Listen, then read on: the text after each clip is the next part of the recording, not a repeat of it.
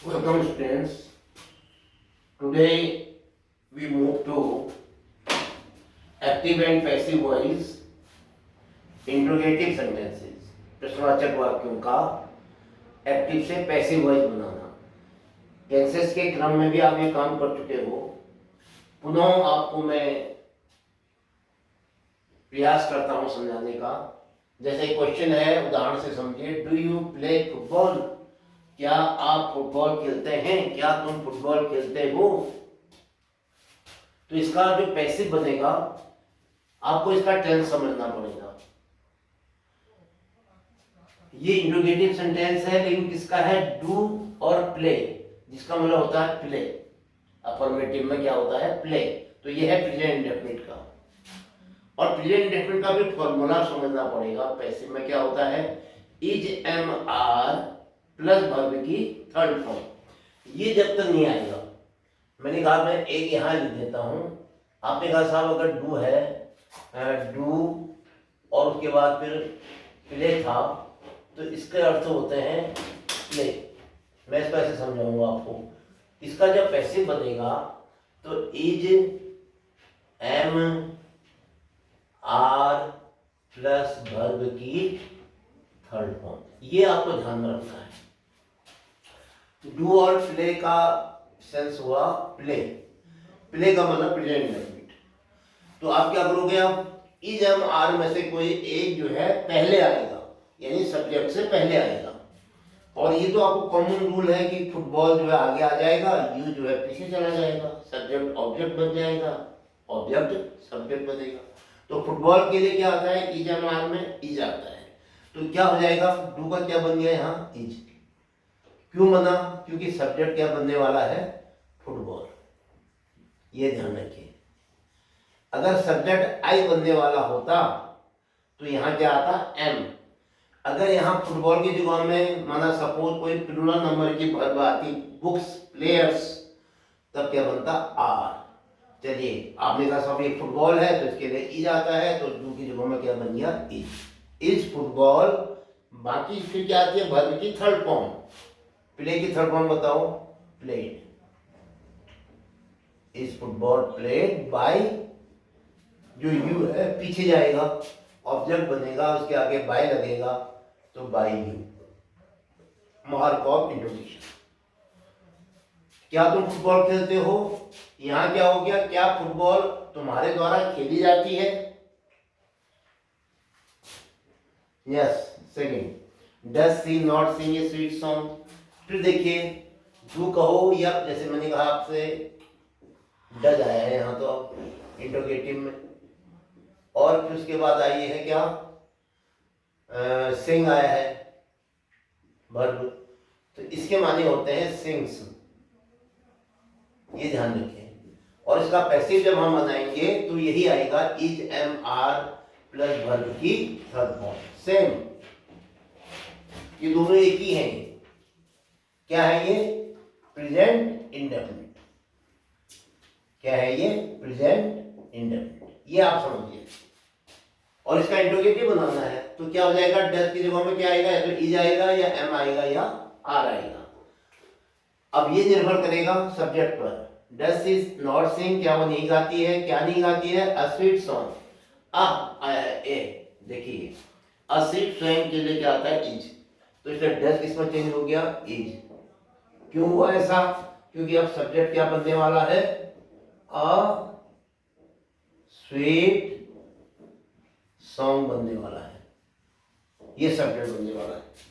A sweet song, is a sweet song. अब not आएगा क्योंकि नेगेटिव सेंटेंस है। नॉट। अब सिंग की थर्ड फॉर्म बताओ? सिंग, sang, sung। sung, सी। सब्जेक्ट को ऑब्जेक्ट बनाओ, उसके आगे बाय लगा दो, bye her. Mark of interrogation. क्या वो एक गाना गाती, मधुर गाना गाती है? क्या एक मधुर गीत उसके द्वारा नहीं गाया जाता है? क्या वो एक मधुर गाना नहीं गाती है? क्या एक मधुर गाना उसके द्वारा नहीं गाया जाता है? ये पैसे। नाउ थर्ड क्या दिया है, did he finish the work, क्या उसने काम समाप्त कर लिया था, क्या उसने समाप्त किया था। तो इसे डिड का मतलब क्या हुआ, अब ध्यान दीजिए, अभी तक डू डैश की बात हो रही थी, अब किसकी बात होने लगी है, डिड की। और डिड के बाद क्या आता है, प्लस वर्ब की फर्स्ट फॉर्म, क्या था, जैसे यहां क्या आया है, फिनिश। मैं इसको प्लस कर देता हूं, इसका मतलब क्या हो गया, यहां ध्यान दीजिए, फिनिश्ड, इसका मतलब हो गया फिनिश्ड, ये समझना जरूरी है। और फिनिश्ड सेकंड फॉर्म है वर्ब की, तो फिनिश्ड जब सेकंड फॉर्म है तो यहाँ क्या आ जाएगा, इज एम आर की जगह में was या were प्लस वर्ब की थर्ड फॉर्म। ये समझना बहुत जरूरी है, अनुमान से नहीं करना है, रूल से करना है। तो क्या कहोगे, आपने कहा साहब जहाँ डिड आया उसकी जगह में तो हो जाएगा या वेर आएगा, ये निर्भर करेगा सब्जेक्ट पर। डिड से finish, did he finish the work, the work एक यूनिट है तो इसके साथ ही जाता है, तो डिड पास्ट में हो जाता है, तो क्या हो जाएगा, डिड का क्या बन जाएगा, was the work, was the work क्या होगा, फिनिश है, आप थर्ड फॉर्म बताओ, finished, was the work finished। फिर क्या आएगा, बाय, और जो ये ही था, ये ही यहां जाकर के क्या बन जाएगा, हिम।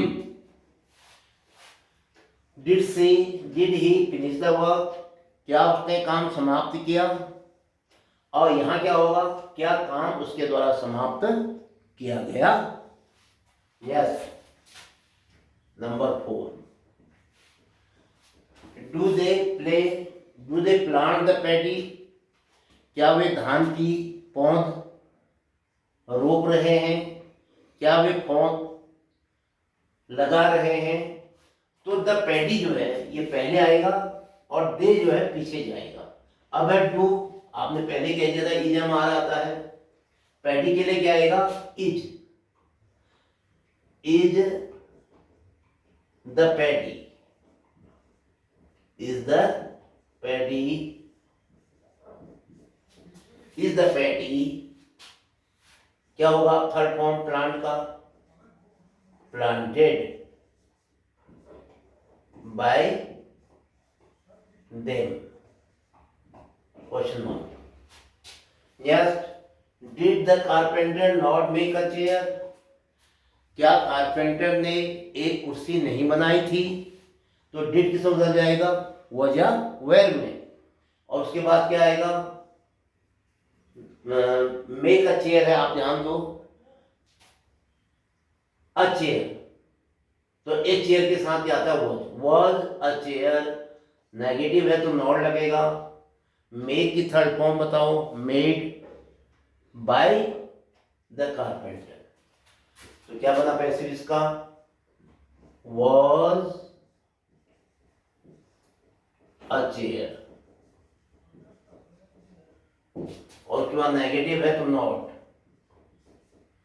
फिर मेक का third form made, was a chair not made by the carpenter। Last में mark of interrogation. Next, did you buy a cycle, क्या आपने एक साइकिल खरीदी थी। अब क्या होगा, क्या एक साइकिल आपके द्वारा खरीदी गई थी, क्या एक साइकिल तुम्हारे द्वारा खरीदी गई थी। तो क्या करोगे, ये साइकिल को आगे जाना है, यू को पीछे आना है, और डिड किस में बदलेगा, पास्ट में है, ध्यान दो, वॉज या वेयर, ये निर्भर करेगा किस पर, अ साइकिल पर, अ साइकिल के साथ क्या आता है, वॉज, तो क्या हो गया, was a cycle, was a cycle was a cycle क्या है, बाय का थर्ड फॉर्म बताओ, by bought, bought was a cycle bought by, ये यू को पीछे लाओ, इसके आगे बाय लगा दो, बाय यू। आप कहोगे ये यू आप पीछे आया, ये यू चेंज भी हुआ, यू का यू ही होता है ऑब्जेक्टिव केस, ये नहीं कहोगे कि इस यू को हमने पीछे रखा, इस यू के ऑब्जेक्टिव केस बना करके इसको पीछे रखा। Next, does she write a letter, क्या वो एक पत्र लिखती है। प्रश्नवाचक वाक्य देखिए, डज और राइट को मिलाएंगे तो राइट्स बनता है। यहाँ देखो इस वाले में ये प्रेजेंट इंडेफिनिट है, तो इसमें क्या आएगा, डज की जगह में इज एम आर में से कोई एक ऑक्सिलरी वर्ब आएगी और उसके बाद फिर वर्ब की थर्ड फॉर्म आएगी। राइट की थर्ड फॉर्म आपको पता ही है, तो डज को किसमें बदल दोगे, अ लेटर के अनुसार। अ लेटर का मतलब हुआ इज आएगा, तो क्या बना, is a letter, is a letter. अब क्या बना, थर्ड फॉर्म लाओ राइट की, रिटर्न,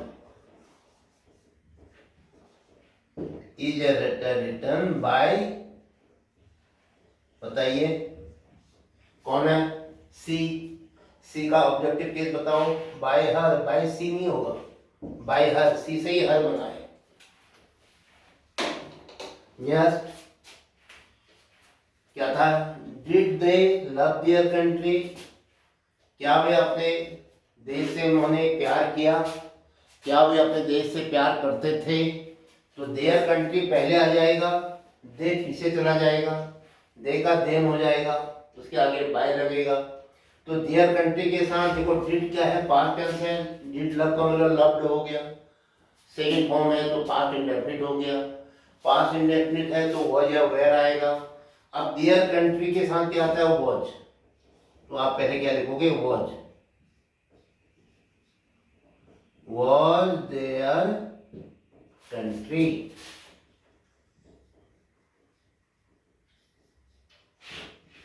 अब थर्ड फॉर्म लाओ, लव थी, लव्ड, फिर लिखोगे बाय, दे को आप ऑब्जेक्टिव केस बताओ, them, bye them, question mark. तो ये थे आज साधारण वाचक, यानी जो वर्ब डू, डज और डिड से बनने वाले वाक्य जिनका मतलब क्या होता है, ये इंट्रोगेटिव सेंटेंसेस हमने पैसिव वॉइस में चेंज किए। इसके साथ ही ये वीडियो समाप्त होता है। जय हिंद।